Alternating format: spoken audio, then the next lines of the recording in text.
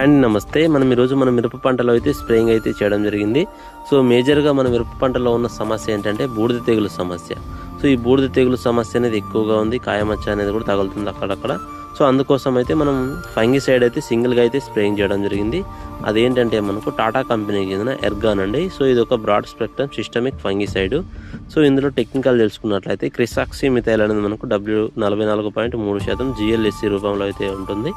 So ఈ technical అనేది మనకు చాలా రకాల టెక్నికల్స్ అయితే ఇదే కంపెనీలో అయితే దొరుకుతున్నాయి. నేనైతే ఎర్గాన్ అయితే తీసుకున్నాను.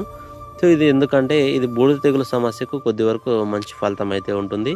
బూడిద ఉధృతి ఎక్కువగా ఉన్నా కూడా కంట్రోల్ చేస్తుంది. అలాగే మనకు మంచిగా కాయమచ్చ కాయకులుడు సమస్యలు అన్ని తెగులు సమస్యలు నివారిస్తుంది. దీని కాంబినేషన్లో ఏరిస్ మనకు టాటా వాళ్ళది ర్యాలీ గోల్డ్ అయితే తీసుకోవడం జరిగింది. ఇది మనకు మొక్క గ్రోత్ రావడానికి గ్రీనిష్గా రావడానికి ర్యాలీ గోల్డ్ అయితే కాంబినేషన్గా వాడుకున్నాము.